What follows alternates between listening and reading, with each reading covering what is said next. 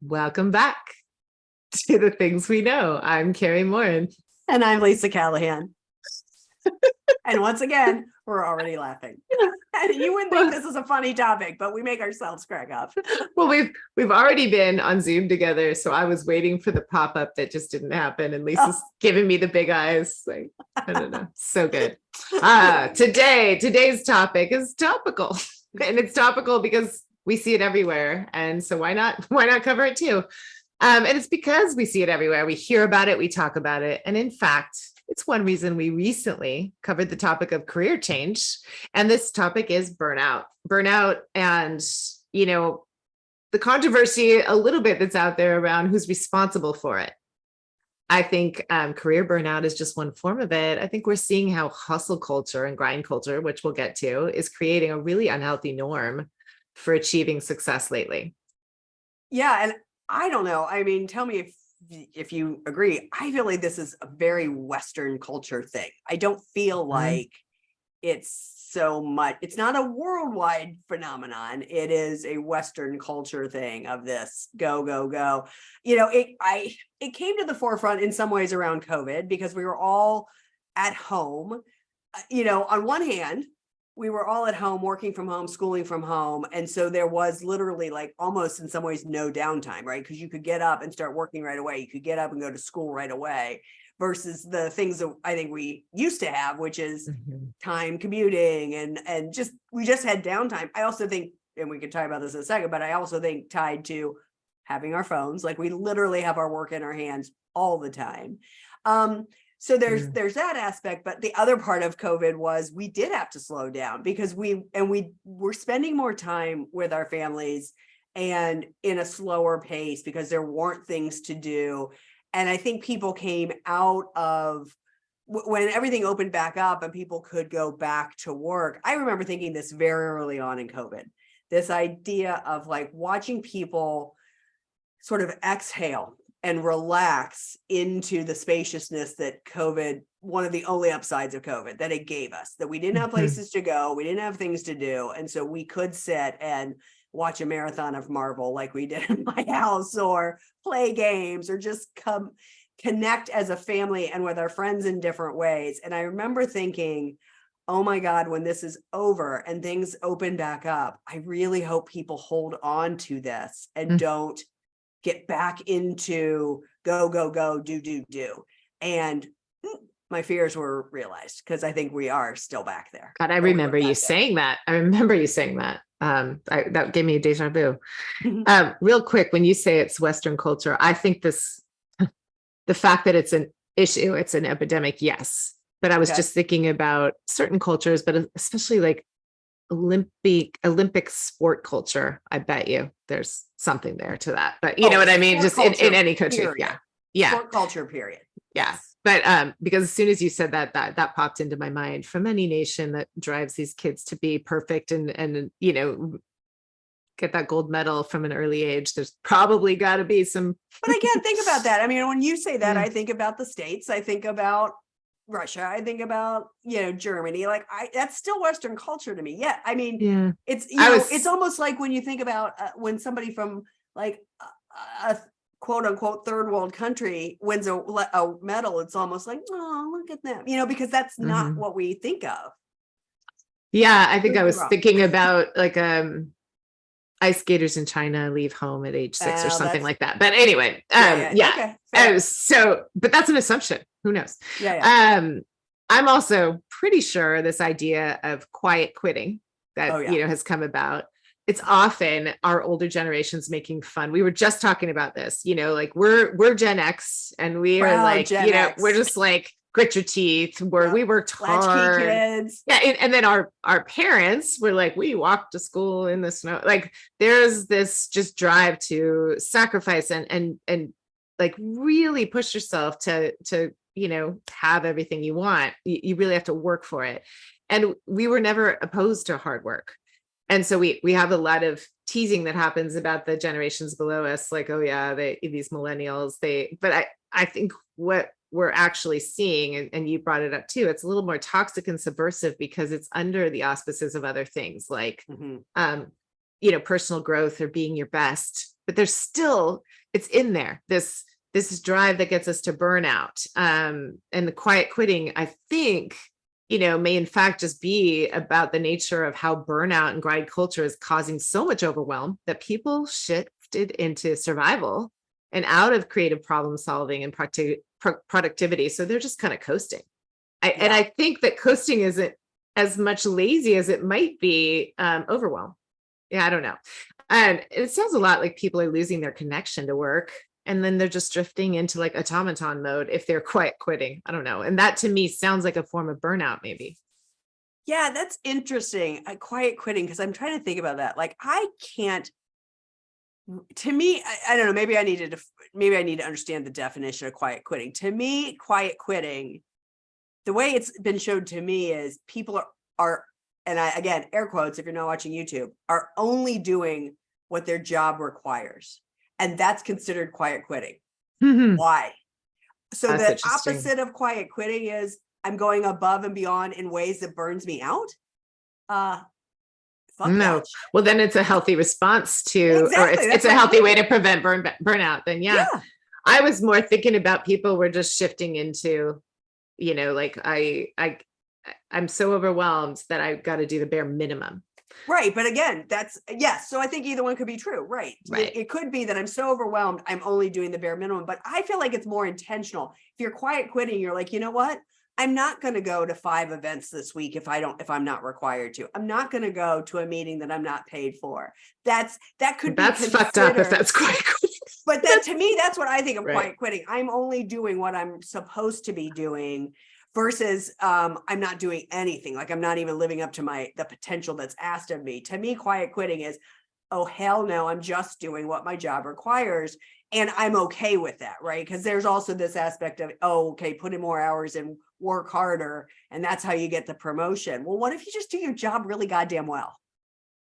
We will have to find this GIF or like the snippet from Office Space where Jennifer Aniston's in that restaurant that looks like TGI Fridays, and she's only wearing her 7 points of flair. She's like, I'm supposed to have 7. He's like, but you only have 7. Do you like to do the bare minimum? Like, Alice there has 34 points of flair on her, like little like zingy things. That's what you're making me think of. Yeah. Was she quiet quitting with their 7? I don't like to talk about my flair.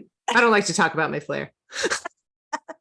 She was quiet quitting. And I think, so if my, and again, I don't know if my definition is right, but that's how I've always seen quiet quitting. And if my definition is correct, we should all be quiet quitting. And then you get to choose if you want to go in a way that's above and beyond because you have aspirations to do something else. But I think the problem lies in we're burning ourselves out in jobs that we don't even enjoy or aren't even our purpose, right? And so that does lead to health issues, mental stress, physical stress. Like, I don't know. I just don't know where we decided. I guess you said it, right? Gen X, but it's not even Gen X. Think about pull yourself up by the bootstraps, I don't know, all the shit that's been laid upon us. And then let's couple it with the fact that women and people of color have to work harder to even be recognized, right? Like, we have to do more things. We have to be better and have everything in alignment so that people even notice and listen to us. Well, then when you add cell phones and being reachable all the time, then no wonder people are burned out because if they're not in a culture that fosters good boundaries, then of course they're going to burn out and feel like they have to do all the things to keep up. I think. So I was in a role at the Health Coach Institute where I didn't work on Thursdays, but because I had Slack on my phone, I would often answer Slacks on Thursdays. But it was my choice. I didn't do it because I was responsible. I do think for the most part, HCI was very clear. Like, you don't work on your work days, you don't work. Because we are all part-time employees or were. Yeah. Part-time employees. I was a part-time employee. But I made that choice. And so that's the thing. If I can choose to do more than I'm supposed to, or more than's written in my job description. That's my decision. But when you're told one thing and then sort of dinged when you don't go above and beyond, that hard pass for me. So I think quiet quitting as a term needs like a PR campaign, because it really, as we're going to get into in a second, whereas like burnout starts to sound negative about the person, but the person's really absorbing it from its environment. Same thing, like this idea of quiet quitting is really this negative connotation for people being lazy or not doing a good job. But the way you're interpreting it is it's a really healthy way of keeping your job and keeping your sanity. That's the way I look at it. And so I think it could use a little PR spin. But. Yeah. But to your point, PR. So let's move into that, right? So you just said it. When we hear things about burnout, it's I'm burned out, and there's all these like marketing tools and things and products and even, humans, coaches, therapists who are there to help you around burnout. Although it's interesting because every student I've ever coached around wanting to be a coach working with people with burnout, it's because they have been burned out. And what they want to do is help somebody like shed that, but not from a place of I'm a bad person, but like, I'm better than this. So like, let me get out there and do things differently. I just think, again, there's this whole idea of work hard and you'll succeed. And then there's this mental piece of like, I'm not working hard enough. No.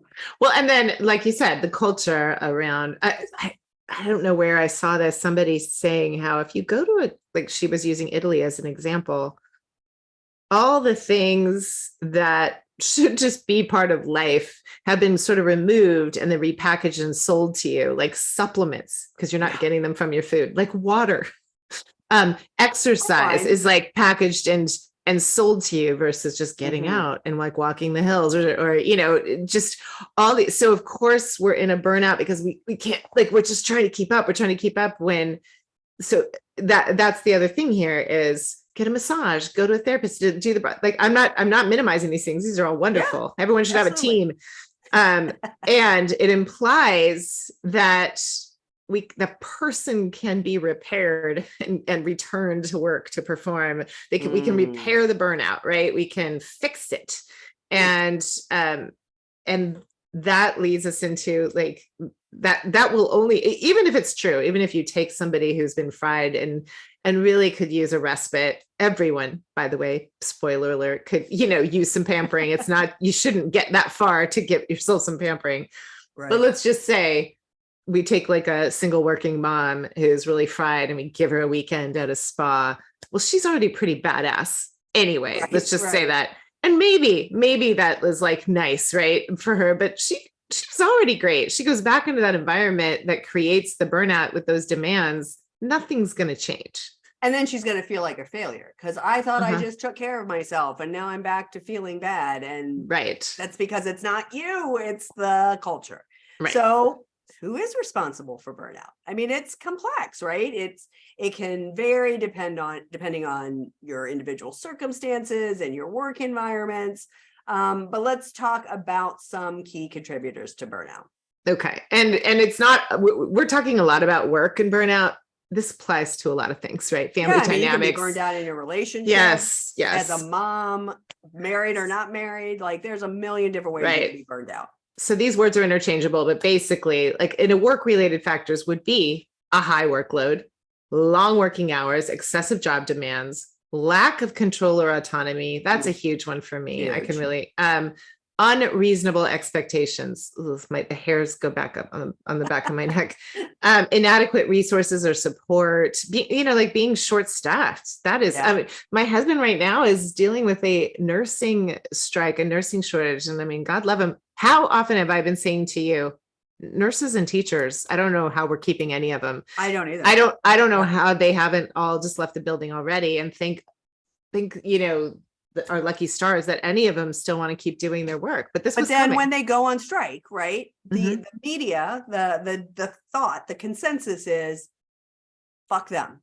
they're Mhm. asking for too much. No one, I shouldn't say no one, because obviously we are We're surrounded like, by woo, woo, people who are go. like, yeah, you do, you go. I mean, I am very much, who knows by the time this drops, but I assume I'm very much missing scripted television. So, Yes. and I'm so glad the writers are on strike, like I Right. support all that.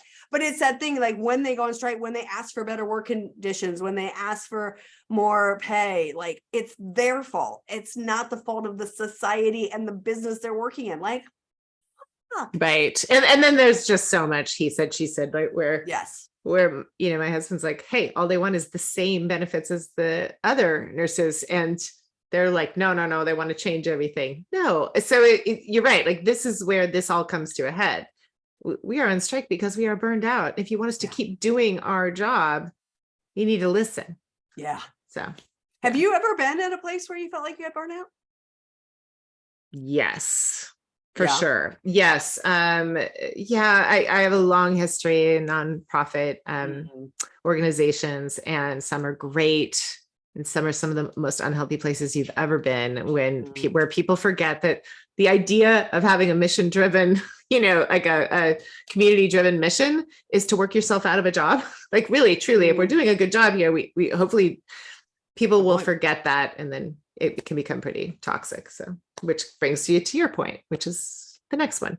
Yeah. So organizational culture could be a reason for burnout. So you're in a toxic work environment, lack of recognition, lack of rewards, poor leadership, ineffective communication, a lack of clear values and missions can contribute to burnout. And when an organization doesn't prioritize their employees' well-being or create a supportive culture for them, it does increase the risk of burnout among their employees. And I mean, it's fascinating to me because that's a lot of different things that could that could be organizational.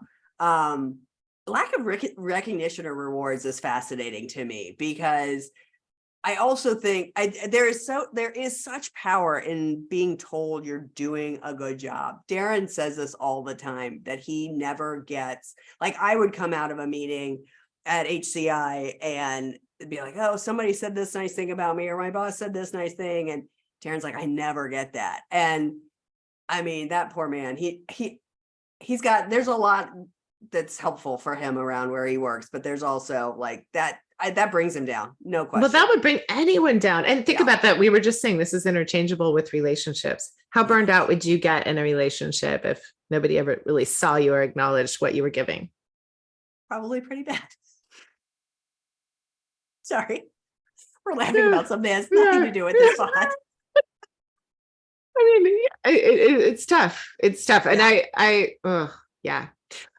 This next one I'm delicate around, but it is so important. It's personal factors. But you just said earlier, and like I've heard it referred to. In fact, I was going to mention Elijah, our friend Elijah Selby has a great podcast, Business is Activism, and she did a solo episode on this, on grind culture. Oh, good. Can we?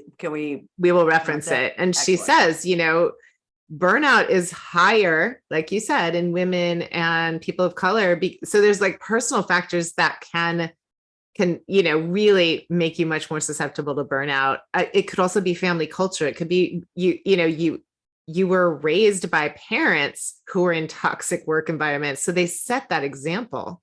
Yep. I've seen it. Like, my kids went to an amazing school where the person who created it, a phenomenal genius, but also just worked all the time. And I think luckily she was also brilliant enough to recognize that people could not live that way and also have families. She already had a grown kid, but I think that was probably a struggle at some point, because again, teachers probably, as we know, are never paid enough, but to have this dedication and have that expectation from role models, that happens in a family. If your parents worked that way and you come into a culture that way, you might be much more susceptible. If you have a rate of perfectionism, that plays a role in how you work. If you have difficulty with boundaries, if you don't have any self-care or a tendency to, really know that you need it, that's a recipe for burnout.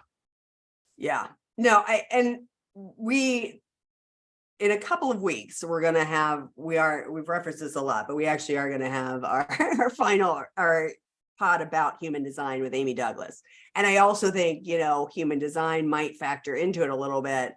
We're going to talk about this in a second, but like for me, I don't know that I do ever feel burnt out, because as a manifester, I kind of do what I want to do. And so again, that's what I said, when I think about it, the roles I've had where I've been in leadership and I have gone above and beyond, it's because I've chosen to go above and beyond, but there are manifesting generators as a human design, generators as a human design, and those are the worker bees, and they go, and they can do all the things, and they do.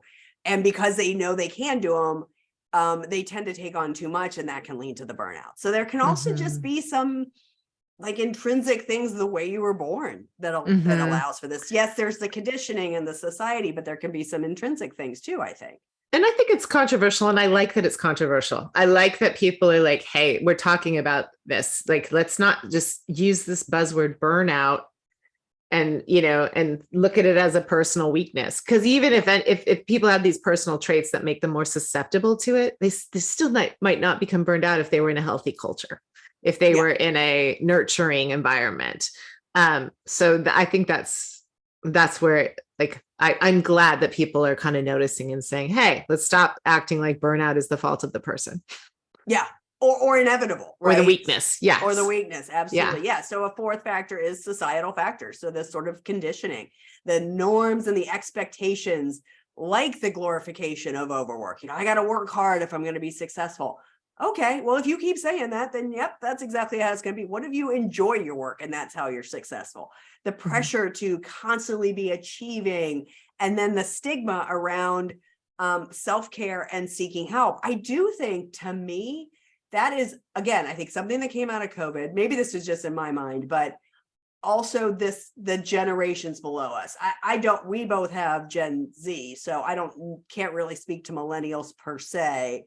But like, I know for Gen Z, like, they are so open about mental health. And so when Charlotte, or back in the day when Liam lived here, when they would come to me and they'd say, you know what, I need a mental health day, I was like, sweet, stay home. Like, it was really important to me. If they were going to say that, and they never felt like they were taking advantage. It just literally felt like, I've got so much going on. And again, Charlotte's a manifesting generator. So that girl goes at 1,000,000 miles an hour from the minute she wakes up till the minute she goes to bed. When she'd come to me and be like, or there were times, especially this last year, her junior year, where she woke up crying. Like, I'd be working out and she'd walk out into the living room crying. It's like, I need to stay home. I'm like, okay, you go back to bed. It's fine. And so I think, there's some, but for our age, from sort of Gen X and older, right, there is still some stigma around needing help around this stuff and that sort of thing. My dad used to say, I mean, he didn't totally discourage it, but then at the same time, I don't remember my parents being easy on us skipping a day, but he'd say, are you going to call in scared? That's what he called it. Instead of call in sick, call in scared. Oh, that's brutal. But I didn't take days off. I don't remember. I mean, my kids have taken way more days off of school than I ever did. Yeah. And they haven't suffered for it. No, same. Yeah. I mean, and that's why I think I want to talk about this other, like the environment piece. I think that you and I are agreeing, and not everyone can agree with us, but these are the things we know and think. Is our show.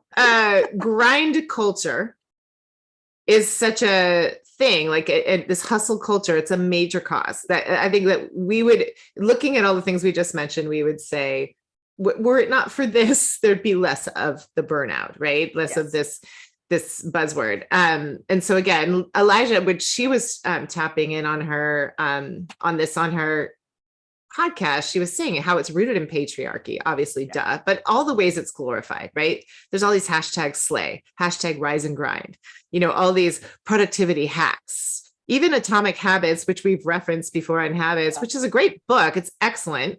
But there's so many things that refer to it in a way that's like, here's how to get more done. Here's how to train your brain to do more things and learn more things. I mean, going back to COVID, I just wanted to smack those people who were like, our family has this chart and we're learning Spanish and this. And I was like, do you know what our number one rule was? You remember what it was on our, so we had a big giant whiteboard in our kitchen.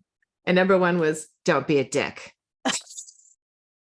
That was A it. golden rule, really. So I was literally looking at the families that all these charts of productivity and all the ways they were using their time. And I was like, don't be a dick, clean your shit up by 3 p.m.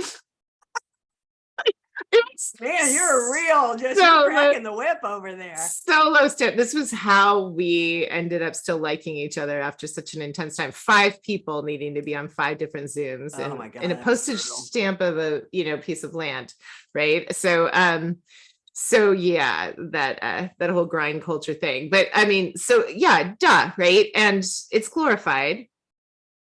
And I think even AI, which I think some argue is a tool that helps, I'm now seeing it already, like artificial intelligence and Chat GPT. I think if you don't know what it is, you've probably been hiding under a rock, but and good for you.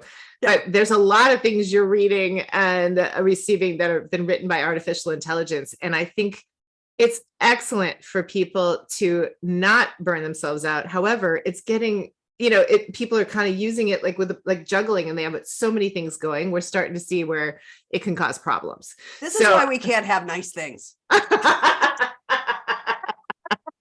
Exactly. So true. We just take a good thing and we ruin it. Well, and I just wanted presence really quick that, patriarchy can be a triggering word for people. And I want to acknowledge right here and now, the patriarchy isn't about men. Mm-mm. Patriarchy is about patriarchy. It's about the fact that the rules were set up by white men, but it still hurts all genders. All genders, right? I mean, we grew up with fathers, I'm certain, that I know you did, probably more so than my dad, that worked their ass off. Not that my dad didn't work his ass off, but my dad, I think, was different than your dad. Let's put it that way. And so we all know there is the dad, earning all the money and doing all the things. And so patriarchy doesn't just harm women. It harms everyone. And that is why this idea of recognizing organizations and the norm and trying to change it from within instead of individually is so important. Totally. Yeah. And I think grind culture, it's also known as hustle or grind mentality. It's referring to this mindset that glorifies excessive work, long hours, constant busyness. And it's the key to success and personal fulfillment, right? It's hard to keep that from bleeding into other parts of your life. And we see that, like, this isn't new to us. We see this with moms, but this is happening with young people and it's why, our children at 13 or 15, and they get in high school, like, I don't know what I want to do later. I'm like, why would you need to know that? Yeah. So, one of the things I really liked about that, one of her, I don't know if she has a more recent book, but Brene Brown's book, Atlas of the Heart, where she goes really into the words we use for emotions. Yeah. And she talks about the difference between stress and overwhelm and needing to know the difference. Like, stress is, it's a busy day. I got to manage it differently. Let me ask for help. Overwhelm is literally like a circuit just blows. And so her example from working in a restaurant, which I love because I worked in restaurants, is you go back, like, I'm stressed, help me with this table. You got this table. If you say I'm blown, everybody just like takes your apron off of you, gets your tables, and you're supposed to go do nothing. You cannot drive. You cannot even like try to get anything done. You can't try to help. You're literally supposed to just go. If it's 10 minutes or an hour, or you leave for the day, there's an understanding. I don't know anything about this. This is a thing in restaurants? This is what she shared as an example. I had a very similar experience. Of course, there could be very toxic restaurants where, like, fuck you, get back to work. But like, her example of that is, it's important to understand that grind culture causes overwhelm, which means trying to do something when you're in that state is often dangerous or ridiculous. Like, it's not going to get you anywhere. Yep. And so, like, the only antidote to it is to do nothing. And grind culture doesn't really promote that, to do nothing. Like, so I think there's a lot of guilt around doing nothing. Right. Anyway. Yeah. Yeah. No, I think it's, I do think it's interesting because I often talk to my clients around the idea around boundaries, right? We talk about you and I talk about boundaries a lot on here as well. And this idea of like, if you say no to something, you get to say yes to something else. And sometimes that yes is nothing, do nothing. Mm. And it's so interesting because I'll say, and sometimes it's just white space. Like you will decide in the moment what you want to do. Don't go fill that even with a manicure. Like, let's just say no to something. And the yes is I'm going to do nothing. How does that feel? Right. Like that, nothing. Wait, I do nothing. Oh yeah, I know. you do nothing. That would be lovely. And it can be, and if you can organize, I mean, I don't know, when you talk about, I guess where I came from initially, and this doesn't make sense even as I'm starting to say this, I said Western culture, but what I was thinking was America because I was trying to be more general, but Spain, siestas, why don't we live that way? Totally. Why don't we Totally. live that way? Like they are taking time off. Mexico. I mean, we're in Canada. I feel like even the countries we share land, like we're bumped up against. I think there's even less of that there. That's right. Which is probably why you were correcting me, and you're 100% right. It's really about this fucking whatever the United States has going on, and other countries I'm sure do it to some extent too. But being an American that has grown up in America, like this go, do. I often say to my clients, you're not a human doing, you're a human being. I love that. And they'll be like, you're right. Oh my God. Yeah. I mean, that's all we talk about is what we do. And we never talk about like how we be, right? Like, how we just be. Well, there's the thing. I think you're the one that brought this to me years ago. This thing where we ask children, what did you want to be when you grow up? And it's always about the job versus like, just be a good person. Listen, I think John Lennon has a quote from when he was a kid where they said, what do you want to be? And he said, happy. And they said, you didn't understand the question. And he goes, you don't understand the answer. Right? Like, I want to be happy. Ugh, yeah. Brilliant answer. And how many people are happy at the burnout stage? Nobody. None. This is to be a big goose egg. Is this where we share our identities as lazy entrepreneurs?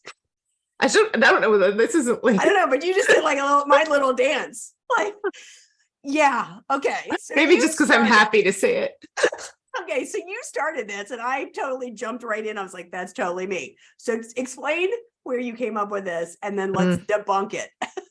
Well, for both of us at a stage in life where we already had careers and we had kids, to try something entrepreneurial, which is what we both did, starting our own, like becoming educated and certified and creating our own coaching businesses. Right. And we didn't know each other when we were starting out, but I think you'll agree when you get into the world of entrepreneurs, especially in the world of internet and access and social media, there is just a natural grind culture there of side hustle. The more you do, this is the way to hack your time. There's these like people are just coming at you trying to sell you stuff to do it faster, do it more, do it better, do it bigger, do it broader, right? Like there's all this, but then there's also, the parts that appeal to me are the creative parts, the writing of stuff, or the communicating of stuff, or the creating of how you're going to work with people and support them.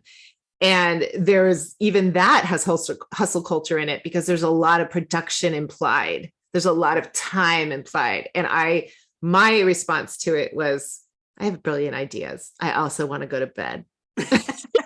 So I may never launch some of these ideas. Some of these ideas may never. And so it's great that I naturally, share those ideas with other people who have more energy to stay up, or maybe it's not even that I didn't have energy. I think I just had good boundaries around my time. And I had little kids at the time. So I just kept thinking, I'm a lazy entrepreneur. And so I'm going to figure this out in my own way.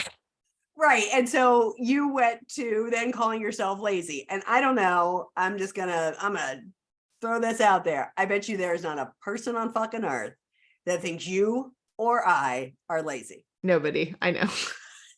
And yet I was like, that's me. I jumped right in. I was like, that's my title too, lazy entrepreneur. There's something attractive about the way we've held on. It's attractive. It's like I get to be an entrepreneur and sit by the pool if I were you, and snuggle my dog, says me. I get to do both. And we are not burned out. No. And we have successful businesses. No, it's true. It's So true. I do actually think we are, could be an example of how you can do both. You Right. can have a business and build it. I think the thing, it goes to like, oh my God. And I know you have this issue too, like in the coaching world, how to be a 6-figure coach. No, Ugh. I know. Make Exactly. 10,000. Yeah. Yeah. I'm Yeah. like, yeah, but I mean, sure, I'd love to make 6 figures, and Or I can, laptop lifestyle. That's the other, like it's or sort what's of the thing? couched as a positive way of saying lazy entrepreneur, but it really implies you have to do a bunch of shit to be able to get there. It drives me a little bit crazy. And God bless, you all can do all these things. This is just never what I'm going to do. Like the idea of you can coach anywhere. You know what? I don't want to coach on vacation. Sorry. Nope. When I'm on vacation, I'm on vacation. I am not scheduling a coaching call like that. That drives me crazy. Now, people who want to coach and travel because that's their lifestyle, great. But this idea of like, well, I can coach anywhere. So when I'm in California on vacation, I'm going to still have my coaching calls. No. Oh my gosh. Vacation. My nephew has perfected, like he's taken his love of travel and travel photography. He has the most gorgeous Instagram feed and following, but he got himself a work from home or work from anywhere consulting job. So he's not burnout because he's combined what he does and he can do it from anywhere with like visiting beautiful places. He also is, he's single. He can do that right now. But I love that, like, there's ways to do it and burn yourself out, and there's ways to do it and not. And so I think it's about realistic expectations, right? Mm-hmm. I mean, I don't know. I as a business coach, with all of my clients and my students that were my past students that were building a coaching business, my clients that are just entrepreneurs, or even in career. I'm working with a couple of really amazing women in leadership, and really stepping into or relaxing into is really, it's not even a step into, it's just acknowledging that you can be successful and not have to burn the candle at both ends. Right. Like, just let's start with that as fact and then work from there. Right. And again, like this is also the benefit we have at our age. And it came out in our interview with Carrie Peters. And I think it comes out in who we are. Your definition of success will grow and change or expand or replace itself in some way. Health will do that. Loss will do that. Life will do that. So if you're hustling for one thing that you think is so important and later becomes less important, I like the question that was posed to me once. I don't know if it was a therapist or a coach or a friend. It was like, what will you regret not doing? Like later on, will you regret not just having more of, I actually hate the word balance, and I'll tell you why in a second. I like harmony, like having more harmony in your life. And the reason I hate it is because I don't know how realistic it is all the time. We're working mothers. We're also multi-passionate. We have a lot, like, yeah, I'll forego sleep sometimes to go to that concert. And when I'm really working on something and producing something, like I do have to get out of balance and ask the rest of my life to just wait for me. But I like harmony. I think that that's more attractive to me, that you can have harmony of the parts of your life, of all the parts of your life, with all the parts of your life, by not allowing yourself to be consumed by what you think is supposed to be successful. And I think that's where, yeah. I mean, I think of balance, like when you think about balancing on one leg, you're still shaky, right? Mm-hmm. And so is there such a thing as balance? I don't even know if that is it's a fucking buzzword. I see that. This is how I see it as, like, yeah, it's like 90 days. We hear that a lot too. 90-day run, 90 days. But there is something to, I don't know if it's like 21 days, 28 days, 91 days, whatever it is for you, like to make or break a habit. I don't know that I would get behind any of those. I think that's all individual. But what I do know is, if you can focus and put your head down and tell all the people you care about, I'll be back in a minute, I'm working on something for me, you can create something pretty big. You can really shift some things in your life.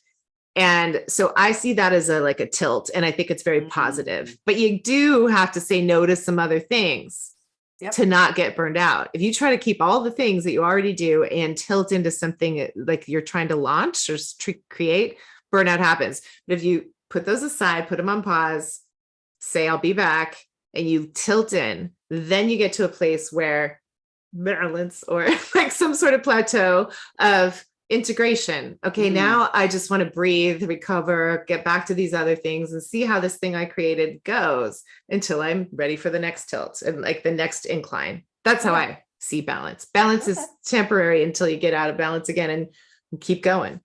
I don't know. That's fair. Anyway. So why does this hustle culture exist? I mean, again, I think it's not new. This phrase is new, I think. Yeah, grind. I think because we were interested, I was mining from, Forbes, Medium, New York Times. There's a lot of really cool, interesting information. And this is somewhat nerdy, but a really good explanation that it's a little bit like the lottery system. And I didn't understand it at first, but it's rooted in behavioral psychology. Hustle culture uses, it's a specific reinforcement schedule and conditioning. Okay. So it's by rewarding individuals after a random number of times. Hustle culture uses that, that variable reward system or schedule. So the strongest of all reinforcement schedules is the same one that's used in lottery games.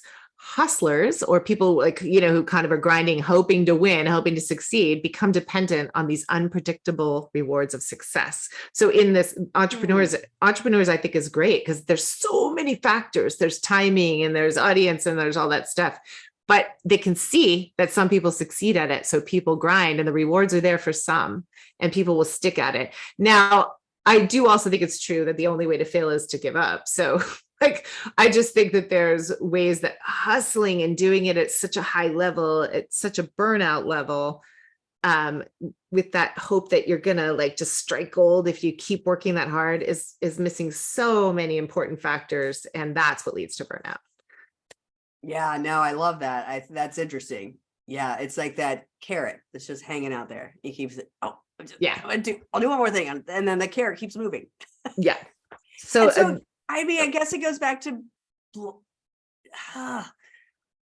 okay, you have 3 jobs plus being a mom. I have my practice and the pod, right? So you have work and then you have your private practice and then you have the pod. I have my private practice and the pod.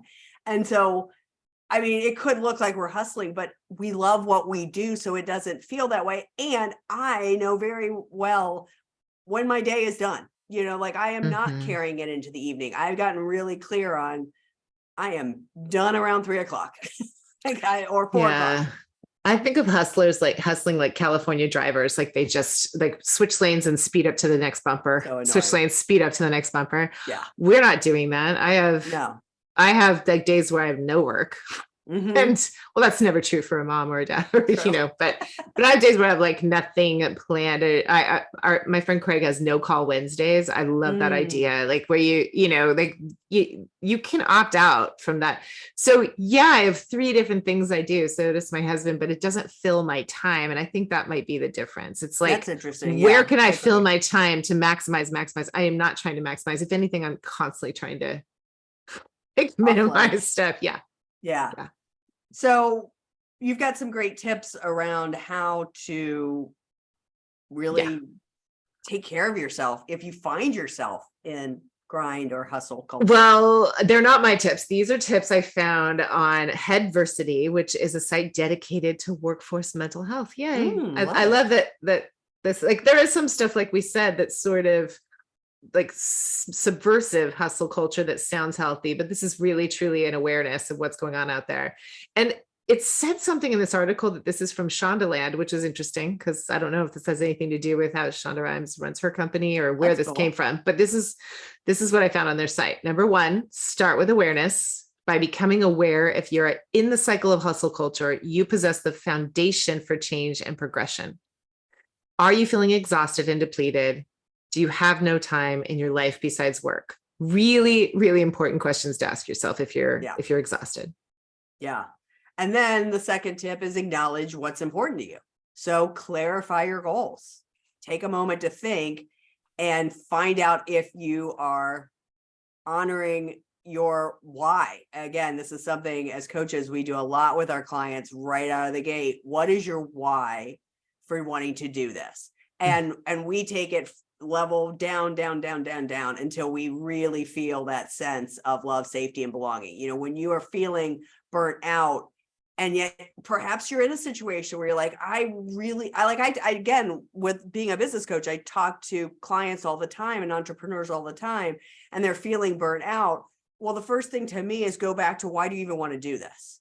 And sometimes you might go back to that why and it's changed, or it just is the thing that grounds you back in and makes you reassess how you want to do things. But it's not just about thinking, though. I think writing that stuff down is incredibly important, getting it out of your head where so many things swim, and writing it down so you have an anchor of, this is why I'm doing what I'm doing. Yes. This is what is important to me. And if this is what's important to me, is everything in my calendar that is making me feel burnt out, that is making me feel overwhelmed, is it in alignment with what is important to me? Oh yeah. If it's not, start canceling some of that shit. Oh my gosh. What I can't, Danielle Laporte has the desire map. She's written books about this, but she had for a long time, I don't know if she has it anymore, this planner I used to love, the desire map. And you really start with, what's your core desired feeling for this year, for this month, for this week, for this day? Like, what are your core desired feelings? And everything you put in this planner has to be in service to that. And there's a lot of prompts there that help you with that. I absolutely love what you just said. I think that's so important, because hustle culture is designed to distract you and keep a lot of things coming at you that you don't know what are your thoughts and what are theirs. So literally sitting back and getting it out will tell you, like, you'll find out from you. Yes. Which I think it comes to the next point. Number 3 is define what your ideal day looks like. We do this a lot as coaches. Like, tell me if you have the life you want, what does your ideal day look like? Do you actually ask yourself that? Because I did. And I really feel like I've accomplished that. You know, I want a little bit of sun. I want a little bit of time with friends. I want to make sure as often as possible we're having a family meal, like these things matter. And so the choices you make about work could affect those. So like with your true priorities, you're going to plan how you manage to achieve them and take care of you, and schedule in what's mandatory for both you and your work and your well-being. And if you can't sit and think truly, and I don't say this sarcastically, because I think a lot of us, if you are deep in grind culture and burnout, it might be really hard for you to think about what my ideal day looks like. So I think, and I'm just saying this because this has been my experience since we started the pod. You and I talk about this, and I post about it quite frequently. Like, Thursdays are my favorite fucking day when we record these. And what I find is on Wednesday nights, I am in a great mood, because I'm like, tomorrow I get to record the pod, and one could perhaps say, well, you're so early and this is still in your honeymoon period, but you and I are in a mastermind with another very successful podcaster who's like 10 times what we are at this point. And she's like, I still love every day. And so I think that's the thing. Like, when I settle into a Wednesday night and I'm like, tomorrow's Thursday. I mean, technically I'm working, but I am so excited about doing this. So my point being, notice when you're feeling good about what's coming the next day. Totally. I also say all the time as a coach, I don't go to bed on a Sunday night and think, shit, I got to go to work tomorrow. And I've had experiences where I've thought that, and there's that whole Sunday scary thing. Maybe that's where my dad got called in scared. Could be. But I mean, do you know people? I know people that I have a couple of people that tell me on a regular basis that they're suffering from the Sunday scaries. I didn't ever know that term, but I just knew people at Sunday night at the blues. Oh, that's a new thing. Like, I just saw an article about Sunday scaries, how to avoid them. I'm like, you know how to avoid them? Get a job that you like. Right. I know that's not as easy as said as done. But I think if you can't figure out what your ideal day looks like, notice when you're really excited about your next day. And what do you have planned, and how can you make more of that happen? And so I guess that goes to the next tip, which is give your mind time to wander. If you're going to ask yourself the question, what does my ideal day look like? Don't try to figure that out in the moment. Sit down and think about it. Maybe go outside, get some fresh air, daydream. Yeah. I mean, and that's an antidote when you're still in it, like those little breaks, just giving yourself. Sure. I used to have a coworker that would go out to her car and just put her seat back. And I remember thinking, I was pretty young. I'd see her, like, I could be coming, rushing in with my lunch to go back to my desk. And I was like, she depressed? And then I realized she was the most Zen person I ever met, but that's where she could find her Zen, quiet, alone in her car, listening to music for like, and It's yeah, my yeah, doppelganger. Because yes, mhm, listening to music for me is always waited. yeah, When I saw this thing about micro breaks, I'm like, that's totally me. Like the minute I would get done with a client, headphones are in, music's on. Darren's caught dancing. me more than once dancing and singing, and I'm like, oh, hello, That's so there's me cute. dancing. I love that. I do that too. I love that. Number 5, reward yourself now, not later. A hustle culture is built on the mantra that it'll pay off someday, right? Just do it. The hard work now pays off someday.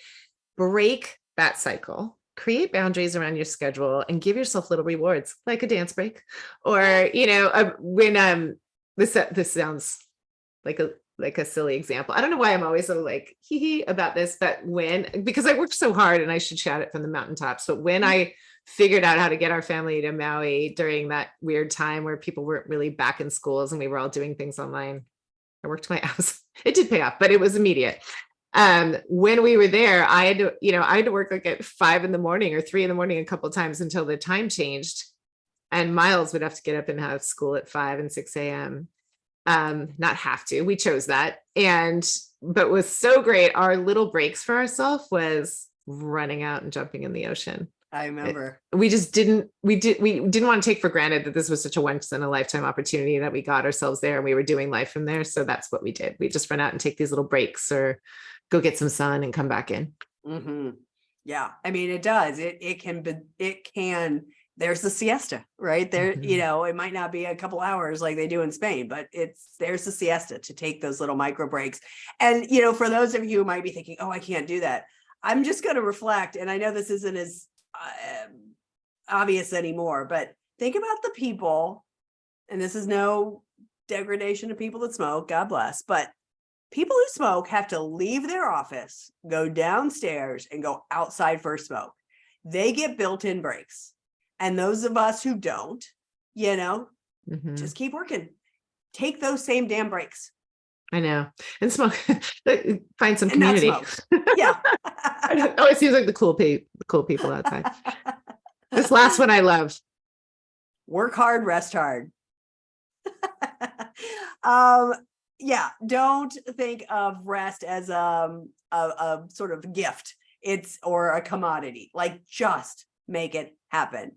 And yes, again, I already referenced this, but as a manifester, that is part of my design. A manifester is meant to rest. And I probably some point in my life, previous to knowing this about myself or knowing that is how I was born, there were probably times that I did feel bad about like, okay, today's my day off. I mean, I guess let's go back to my example of reading Slacks and responding to Slacks on Thursdays. I was at the pool. I was responding to Slacks sitting in the pool. And so, but I remember there being a little like a little heart squeeze, like, that was my fucking day off. If I was choosing to do Slack, that was on me. And I was choosing, but I shouldn't feel guilty about the fact that I have a day off in the middle of the week. That is what I chose. No. And so it's even those of us who are good at this, and I am good at this, there can still be, because of conditioning, because of society, there can still be that heart squeeze. And I have to physically talk to myself and say, nope, today is your day off. And I'm now in a position in my career where I'm changing up, and I'm going to be struggling with this again because I'm truncating my week to Tuesday, Wednesday, Thursday. And Mondays and Fridays are going to feel like I should be doing something, quote unquote. And I'm sure I will be, but it doesn't have to be sitting at the computer. Well, I'm gonna check how you're being. And I want to rewrite this last one because this isn't from us, right? This is from Headversity. I think it's work smart, rest and play. You know what I mean? I don't think it's work hard, rest hard. I think I could go on and on about this whole work hard, this idea that is ingrained in us that you only get to achieve things after you've traded a lung for it. I mean, just blood, sweat and tears and all that. Yeah. Like, what if the hard work has been the learning and all things what if it's possible for you to rest, play and work smart? Yeah. So, no question. I love it. All right. So this got a couple quotes and great quotes. Yes. So this first one, quote, in a world that's inundated with distractions, busyness, and addiction to hustling, there is merit in taking a step back and looking at the big picture. And that is from, I'm going to hopefully say this correctly, Celine DaCosta in Forbes. Yes, I love that one. And this other one from Aidan Harper, who created the European Work Week shrinkage campaign, the 4-day week, right? He says, it creates the assumption that the only value we have as he's talking about grind culture, sorry, creates the assumption that the only value we have as human beings is our productivity capability, our ability to work rather than our humanity, which I think is what's driving this idea. Could we work in less days and live more? Because again, when you talk about Europe versus United States, we're so often like, we live to work instead of work to live. As long as that 4-day week doesn't mean 10-hour days. That's exactly right. Sure. Like, let's not squeeze more work into 4 there are days. ER employees who do that. And it's a recipe for. I mean, that is, again, that's a big thing in healthcare, but yeah, I just like, I don't necessarily, I think we can get just as much done. This goes back to the rest part. You can be more productive if you rest. Mm-hmm. We already talked about Carrie Peters earlier, but she had a reel, I don't know, a couple of months ago where she was talking about the fact that she had been working a lot and she got sick. And I've seen this, and I know you have too, with our clients. They work so much and then they get sick and they get the forced rest, so to speak. Yeah. And I've definitely been there. I just overcome it. I probably have too. I don't get sick very often, but I did get sick a couple of weeks ago and there was a lot of sleeping involved. And you come back and they come back stronger than ever. And in that moment, you have that recognition. And this is what Carrie Peters was talking about, like that recognition of, ooh, I should build in rest more often. Because look, I came back even more productive. And society and culture will wash that away from your brain immediately. Like you'll have that moment of recognition. And then next thing you know, you're back to the grind. Yeah. So our song this week is from Rex, Orange County. Woo. I always like that name because I'm from Orange County. Yeah. It's not the same anymore. And the entire song is really good. And it's a journey because you really feel the burnout and you feel a little bit of, resolve and some hope at the end. But I'll just take a snippet of it, which is if only there could be another way. I'm tired of feeling suppressed. And when they want me the most, I'm tired of acting like I care, but I do. And I can't wait to hit the bed, but tomorrow makes me scared. I won't take my place on the floor. I'll stand up straight like I'm tall. It's up to me, no one else. I'm doing this for myself. You just feel the burnout there. I know. It just hurts. It hurts. So yeah, I mean, again, I don't think that even coaching is a fix for the person. Like I think that a coach or a perspective or any of these practices, any sort of awareness or conversation with peers is a start to really seeing how to, how do I want to say, kind of protect yourself from the talons of burnout coming at you from grind culture. It's all around us. It's probably even in the most lovely workplaces. It's in some of the humans that are there. All these well-intended people are striving for excellence that can turn into that. So I do think whether you work with a coach or you do some personal assessment or just take breaks, I want anyone listening to know that if they experience burnout, it's not their fault. It's not their weakness. It is 100% expected if you are plugged into one of these kind of cultures or environments. And there are ways to protect yourself from it. You don't always have to leave that job. Yeah. And I mean, and I guess to me, and I think you and I are both this type of coach, the way I think coaching can help is for your coach to be able to show you that you get to build the life you want to build. Mm-hmm. I have a woman in leadership right now who, one of our very first calls, she came to me and was like, I'm so resistant to having a schedule. She's an entrepreneur, but she's leading a team in this, in what she's creating. And I was just sort of like, well, what says you can't create the schedule exactly the way you want? And so maybe the schedule isn't 8 to 5, but it's you get up, you do your sort of devotionals, you have a meeting, you go do your Pilates, you have another meeting, like, and yes, there may be points in time where you have to spend a day doing an 8 to 5 situation because you got meeting after meeting after meeting. But just because you get to decide what that is. And so I think, and I remember her again, just physically seeing her sort of, oh, you're right, and so I think as long as the coach is not trying to fix you, or make you think you have to be the one that fixed, but instead looks at the totality of the situation. Yes, this is where a coach can help. This is where I like that. The phrase, I think Stacey Morganson is the person I heard it from, but probably Carrie too, is the expanding the menu of choices. Yes. No matter where you are in the company or the organization. Yes, we implore you as leaders to think about the example you're setting. If you're, I don't know if we like this term or not, but if you're a workaholic and you love it, like really be mindful of the example you're setting. Yep. I say my oldest is work hard, play hard. And then I think like, wow, he's kind of also following in our footsteps. If he gets really into something, like we get really into something, we spend a lot of time on it. And I think it's just be aware of the culture you want to create with your own actions, whether you're showing up there and how you participate in it and how you keep it going or not.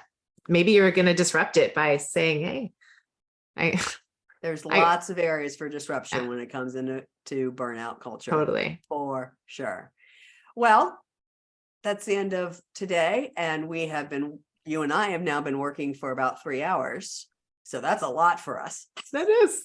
I'm not burned out. I'm not burned out at all. And I hope you enjoyed the topic and that you got something out of this.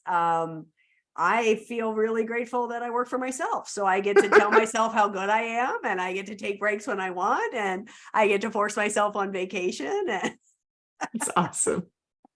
So if you can think of someone who would benefit from this conversation that Carrie and I have just had, I would invite you to not only share this, but ask them to follow us on the page, because chances are you are already following us on Facebook or Instagram. And if you're not, that's my invitation to you. But we drop these topics every Tuesday, and then we keep talking about it throughout the week in different funny and sometimes heartfelt ways on our social media as well. Absolutely. Next week, we're going to be interviewing someone who created her own culture and works for herself. So tune in next week. That's going to be a good one. I'm so excited. Yeah, this one we haven't yet recorded, so we can't give you a complete download, but we will say that it is Allison Gary, she is the woman that I guess launched the difference between giving a shit and having no fucks left. Yeah. So we are so excited because Carrie was smart and emailed her, and she is coming on the pod. So this is going to be so fun to talk to her. Yeah. And in a couple of weeks, as you mentioned, we have Amy Douglas coming.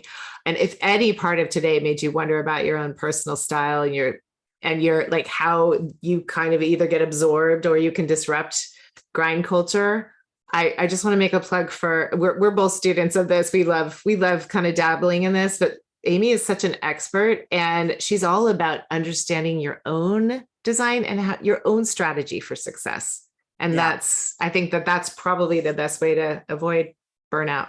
100%.